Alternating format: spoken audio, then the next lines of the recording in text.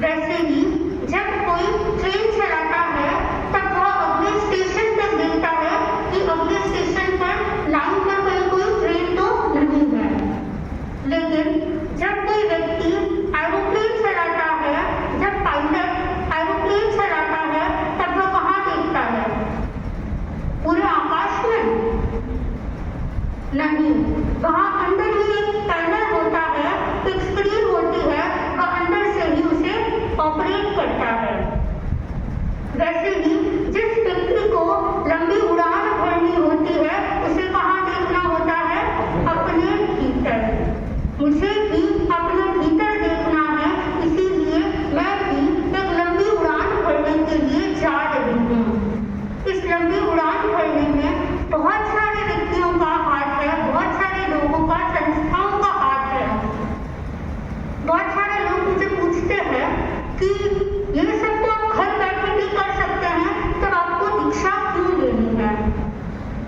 तो मैं उन सभी से कहना चाहती हूँ कि हम अपने बच्चों का जब स्कूल में एडमिशन करवाते हैं तब कौन से स्कूल में करवाते हैं? दी बेस्ट स्कूल में करवाने की कोशिश करते हैं या नहीं करते हैं?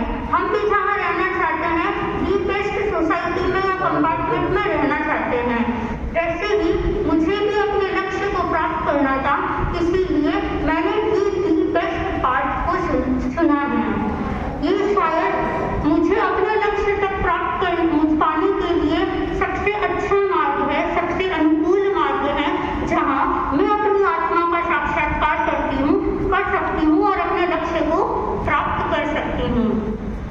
बहुत सारे लोगों का एक प्रश्न होता है कि आपने इतना पढ़ाई किया है, इतनी छोटी एज में आप दीक्षा क्यों ले रहे हैं, ऐसा क्या है? तो मैं आप सभी से भी पूछना चाहती हूँ, कितने वर्ष हो गए, अभी तक आप संसार में कैसे रहना चाहते हैं? अभी तक तो दीक्षा के भाव कैसे नहीं आए? यह कहीं ना कहीं एक संयम जीवन मुझे प्राप्त करने का मौका मिला है।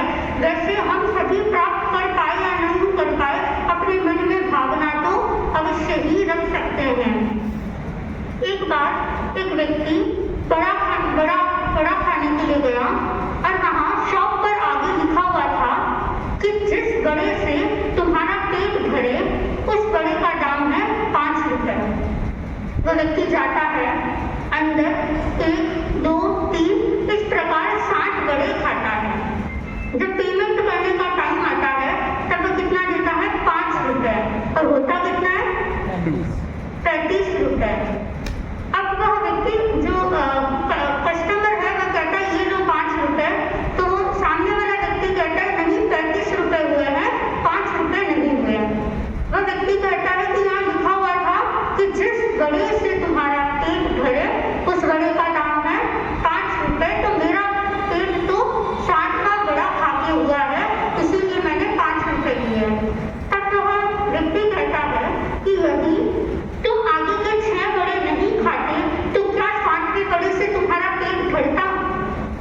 नहीं।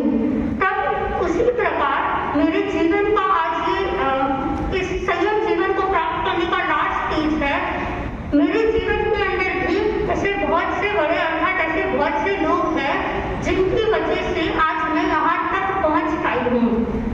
सर्वप्रथम आज के दिन मैं गुरुदेव के प्रति कृतज्ञता ज्ञापित करती हूँ कि मुझे नहीं लगता शायद संसार में इनसे अच्छा कोई टीचर, मेंटर और गुरु कोई हो सकता है जिन्होंने मुझे दीक्षा प्रदान की आज्ञा फरमाई है।